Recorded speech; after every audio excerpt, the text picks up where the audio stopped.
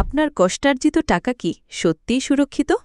ভেবে দেখেছেন কি, যদি আপনার পছন্দের ব্যাংক হঠাৎ করে অন্য একটি ব্যাংকের সাথে মিশে যায়, তাহলে আপনার জমানো টাকার কি হবে?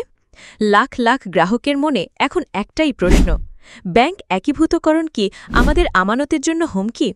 বাংলাদেশের ব্যাংকিং খাতে চলছে এক বিশাল পরিবর্তন, আর এই পরিবর্তনের ঢেউ আপনার ওয়ালেটেও আছড়ে পড়তে পারে। জানতে চান আপনার টাকা কতটা নিরাপদ? তাহলে দেখতে থাকুন আমাদের আজকের বিশেষ প্রতিবেদন। প্রিয় ভিউয়ার্স, আসসালামু আলাইকুম। আজকের নতুন ভিডিওতে আপনাকে স্বাগত জানাচ্ছি। আপনি যদি আমার চ্যানেলে নতুন হয়ে থাকেন, তাহলে এরকম নতুন নতুন ভিডিওর আপডেট পেতে চ্যানেলটি সাবস্ক্রাইব করে রাখুন। ভালো লাগলে লাইক কমেন্ট করুন, আর সম্পূর্ণ ধারণা পেতে পুরো ভিডিওটি না টেনে দেখুন। তাহলে শুরু করা যাক।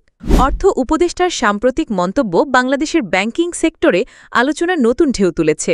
গ্রাহকদের মনে সৃষ্ট সকল জল্পনা কল্পনার অবসান ঘটিয়ে অর্থ উপদেষ্টা ডক্টর সালেহুদ্দিন আহমেদ আশ্বস্ত করেছেন যে ব্যাংক একীভূত হলেও গ্রাহকদের আমানতের ওপর কোনো নেতিবাচক প্রভাব পড়বে না। এই সংক্রান্ত একটি চমৎকার প্রতিবেদন প্রকাশ করে জনপ্রিয় সময় নিউজ পত্রিকা।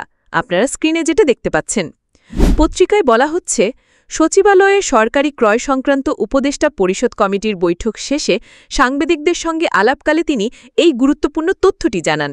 তার এই বক্তব্য এমন এক সময়ে এলো যখন বাংলাদেশের বেশ কয়েকটি ব্যাংক এবং নন ব্যাংকিং আর্থিক প্রতিষ্ঠান একীভূতকরণের প্রক্রিয়ার মধ্যে রয়েছে। ড সালেহুদ্দিন আহমেদ স্পষ্ট করে বলেছেন যে বাংলাদেশ ব্যাংক ইতোমধ্যেই 5টি ইসলামী ব্যাংক একীভূত করার নীতিগত সিদ্ধান্ত নিয়েছে। একই সাথে 22টি নন ব্যাংকিং আর্থিক প্রতিষ্ঠানকেও একীভূতকরণের চিন্তাভাবনা চলছে। এটি নিঃসন্দেহে দেশের আর্থিক খাতের স্থিতিশীলতা এবং দক্ষতা বাড়ানোর একটা বড় পদক্ষেপ। কিন্তু গ্রাহকদের সবচেয়ে বড় দুশ্চিন্তা ছিল তাদের আমানত নিয়ে। অর্থ উপদেষ্টা দৃঢ়ভাবে জানিয়েছেন যে গ্রাহক বা আমানতকারীরা যেভাবেই এসব ব্যাংকে টাকা রাখুক, তাদের এসব আমানতের ওপর কোনো প্রভাব পড়বে না। এর অর্থ হল আপনার সঞ্চয়, ফিক্সড ডিপোজিট বা যে কোনো প্রকার আমানত সম্পূর্ণ সুরক্ষিত থাকবে, এমনকি যদি আপনার ব্যাংক একীভূতও হয়ে যায়। এই আশ্বাসের মাধ্যমে কেন্দ্রীয় ব্যাংক এবং অর্থ মন্ত্রণালয় গ্রাহকদের আস্থা ধরে রাখার চেষ্টা করছে। এটি অর্থনীতির জন্য খুবই জরুরি, কারণ মানুষের আস্থা কমে গেলে আর্থিক লেনদেনে নেতিবাচক প্রভাব পড়তে পারে। ব্যাংকিং খাতের পাশাপাশি অর্থ উপদেষ্টা ড সালেহুদ্দিন আহমেদ আরও একটি গুরুত্বপূর্ণ খবর দিয়েছেন। জাপান 1 লাখ বাংলাদেশি কর্মী নেওয়ার সিদ্ধান্ত নিয়েছে। এটি বাংলাদেশের বেকারত্ব কমানোর জন্য একটি বিশাল সুযোগ। যারা জাপানি ভাষা জানেন এবং নির্দিষ্ট দক্ষতা রাখেন, তাদের জন্য এটি নিশ্চিতভাবেই এক দারুণ খবর। এই পদক্ষেপ দেশের রেমিট্যান্স প্রবাহ বাড়াতেও সাহায্য করবে।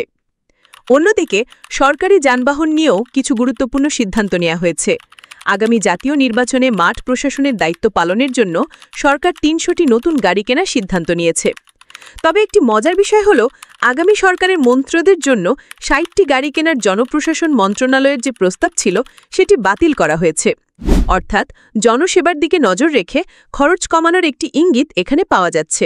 তাহলে দেখা যাচ্ছে বাংলাদেশের অর্থনীতিতে একাধারে বেশ কিছু বড় পরিবর্তন আসছে। ব্যাংক একীভূতকরণ থেকে শুরু করে বিদেশে কর্মসংস্থান, সবকিছুই দেশের ভবিষ্যৎ অর্থনীতির গতিপথ নির্ধারণে গুরুত্বপূর্ণ ভূমিকা রাখবে। গ্রাহকদের আমানত সুরক্ষিত থাকার এই আশ্বাস নিঃসন্দেহে স্বস্তিদায়ক। এখন দেখার বিষয়, এই পরিবর্তনগুলো দেশের আর্থিক খাতে কতটা ইতিবাচক প্রভাব ফেলে।